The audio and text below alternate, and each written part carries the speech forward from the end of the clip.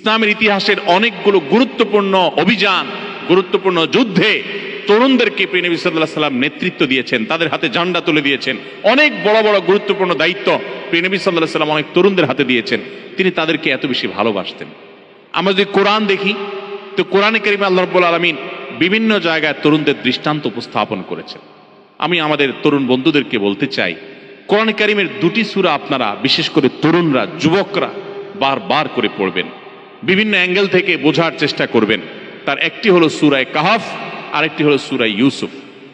সূরা কাহাফে আল্লাহ রাব্বুল আলামিন কিছু যুবকের ঘটনা, ইতিহাস আমাদের সামনে তুলে ধরেছেন এবং তাদের সম্পর্কে বলেছেন, ইন্নাহুম ফিতয়াতুন আমানু বিরাব্বিহিম ওয়া জিদনাহুম হুদা। তারা ছিল কিছু যুবক যারা পৃথিবীর ইতিহাসের এক বিরল দৃষ্টান্ত স্থাপন করেছে, এক বিরল নজির তারা স্থাপন করেছে এবং এমন এক ত্যাগের স্বাক্ষর তারা রেখেছে যে কোরআন সেই ইতিহাসকে উল্লেখ করেছে। তারা আর কেউ ছিল না, তারা ছিল কিছু যুবক, কিছু তরুণ। এরাই গোটা সমাজের মোড়কে পরিবর্তন করে, তারাই গোটা সমাজের ইউটার্নের ব্যবস্থা করে, উদ্যোগ গ্রহণ করে, তারাই গোটা সমাজকে নিয়ন্ত্রণ করতে সবচেয়ে প্রভাবশালী ভূমিকা রাখতে পারে। তারা ছিল কিছু যুবক যারা ঈমান এনেছিল আল্লাহর প্রতি। আল্লাহ তাআলা তাদের উপরে হেদায়েত আরো দিয়েছেন এবং তাদের হেদায়েতকে বৃদ্ধি করেছেন। তারা সের উপরে অটল ছিল এবং অটলতাটা এত বেশি ছিল যে কোরআন সে ইতিহাসকে উল্লেখ করেছে। আজকের তরুণদের সেই ঘটনা পড়া উচিত, কিভাবে শিরক থেকে বাঁচার জন্য, তাওহীদের দিকে যাওয়ার জন্য যুবকরা কাজ করেছে, কিভাবে তারা অনুপ্রেরণা হয়ে আছে আমাদের জন্য, অনুসরণীয় হয়ে আছে পৃথিবীর ইতিহাসের আগামীর সকল তরুণদের জন্য। সেটি জানবার জন্য আপনাকে সূরা কাহাফ পড়তে হবে। সূরা কাহাফের তরুণদের সেই ঘটনা আপনাকে পড়তে হবে। আসহাবে কাহাফের যুবকদের ঘটনা আপনাকে জানতে হবে। আরো বিভিন্ন যুবকদের ঘটনা, একাধিক যুবক দলের ঘটনা আল্লাহ সুবহানাহু ওয়া তাআলা সূরা কাহাফে উল্লেখ করেছেন। কিয়ামতের আগে দাজ্জালের ফিতনা থেকে বাঁচার জন্য এই সূরা কাহাফটা অনেক বেশি গুরুত্বপূর্ণ। প্রিয় নবী সাল্লাল্লাহু আলাইহি সাল্লাম বলেছেন, সূরা কাহাফ যে ধারণ করে, যে তেলাওয়াত করে, এটার মধ্যে যে মাশগুল থাকে, নিজেকে এর মধ্যে সে ব্যস্ত রাখে, সূরা কাহাফকে সে চর্চা করতে থাকে, এই ব্যক্তিকে আল্লাহ দাজ্জালের ফিতনা থেকে বাঁচাবেন। বিশেষ করে সূরা কাহাফের প্রথম 10টি আয়াত মুখস্থ করবে, হিফজ করবে, পড়তে থাকবে, দাজ্জালের ফিতনা থেকে আল্লাহ তাআলা রক্ষা করবেন। এই জন্য সূরা কাহাফ বিশেষ করে তরুণরা তাদের ইতিহাস জানবার জন্য, তাদের পরিচয়, আত্মপরিচয় এটা জানবার জন্য এই সূরা কাহাফটা পড়া দরকার। সূরা কাহাফের তরুণদের ঘটনা পড়া দরকার। সেই সাথে সূরা ইউসুফ। আজকের তরুণরা তাদেরকে ধ্বংস করবার জন্য সংস্কৃতির নামে, বিনোদনের নামে, শিক্ষার নামে, বিভিন্ন নামে আমাদের তরুণদেরকে শিকার করবার জন্য আজ নানা রকমের আদার দেওয়া হয়েছে।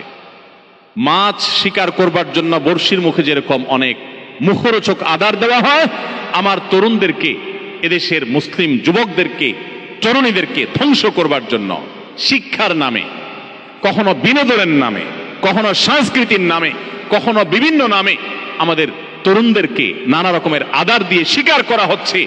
শিকার হওয়া তরুণের সেই অনুভূতিও নাই, তার সেই ন্যূনতম সেন্সটুকু পর্যন্ত নাই যে সে শিকার হয়ে যাচ্ছে। সে কারো না কারোর অন্ধ অনুকরণ করছে। তাকে বলা হচ্ছে তুমি স্বাধীন হও, তাকে বলা হচ্ছে তুমি খোলস থেকে বেরিয়ে আসো, তাকে বলা হচ্ছে তুমি নিজের মত প্রকাশ করো, তাকে বলা হচ্ছে তুমি মুক্ত হও। মুক্ত হওয়ার কথা বলে তাকে রবের গোলামি থেকে রবের গোলামদের গোলামে পরিণত করা হচ্ছে। সম্মানিত উপস্থিতি, এই জন্য আমার তরুণ বন্ধুদের প্রতি, আপনাদের প্রতি আমার আরজ থাকবে যে আজ তরুণদের চরিত্র ধ্বংস করবার যে চক্রান্ত চলছে, এখান থেকে বাঁচবার জন্য ইউসুফ আলাইহিস সালামের ঘটনা বারবার পাঠ করা দরকার, পুনর্পাঠ করা দরকার। কিভাবে একজন মুসলিম তরুণ, আল্লাহর প্রতি বিশ্বাসী তরুণ, সে নিজেকে নিয়ন্ত্রণ করতে শিখবে, যেখানে সেখানে সে নিজেকে বিলিয়ে দিবে না। তার একটা আত্মসম্মান থাকবে, আত্মমর্যাদা থাকবে, আত্মপরিচয় থাকবে, তার মধ্যে একটা বাইন্ডিংস থাকবে, নিয়ন্ত্রণ করবার ক্ষমতা থাকবে। যার নিজের প্রতি নিজের কন্ট্রোলিং পাওয়ার নেই, সে নিজেকে যুবক দাবি করাটাও হাস্যকর। যুবক এবং তরুণ তো সে যে নতুন গাড়ির মতো, নতুন গাড়ি যেরকম ব্রেক দিলে সাথে সাথে সেটা কাজ করে, ঠিক একইভাবে একজন তরুণ সে যেখানে থামতে চায় সেখানে সে থামতে পারে, নিজেকে নিয়ন্ত্রণ করতে পারে, তার চরিত্রকে যেখানে সেখানে রাস্তাঘাটে বিলিয়ে দেয় না, অপাত্রে বিভিন্ন মুখরোচক স্লোগানের আড়ালে সে নিজের চরিত্রকে ধ্বংস করে দেয় না।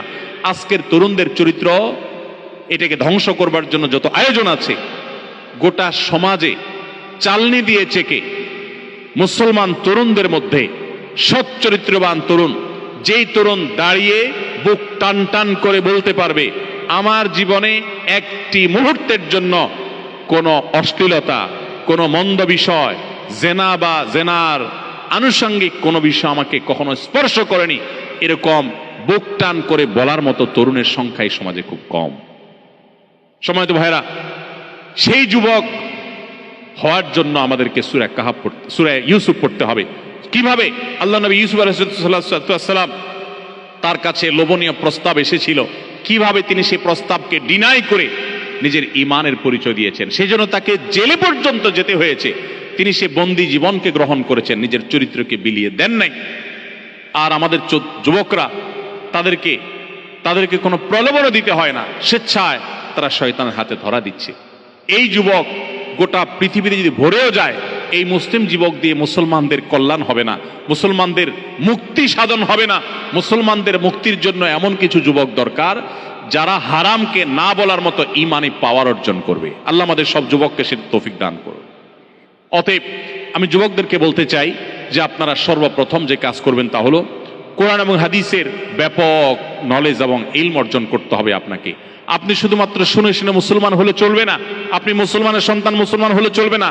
আপনাকে কোরআন সম্পর্কে জানতে হবে, আপনাকে হাদিস সম্পর্কে জানতে হবে, আপনাকে তুলনামূলক ধর্মতত্ত্ব সম্পর্কে জানতে হবে।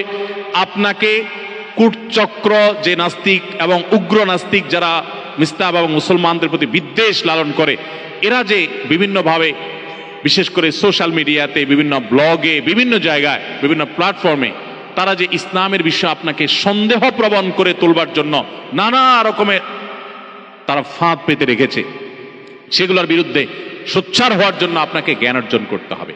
আপনাকে ইসলাম সম্পর্কে নিজে আগে ভালো করে জানতে হবে, তাহলে সেগুলো মোকাবেলা করতে পারবেন। এবং নিজের চরিত্রকে হেফাজত করবার জন্য যেমনটি বলেছিলাম, সূরা কাহাফ এবং সূরা ইউসুফ আপনাকে পড়তে হবে, বুঝতে হবে।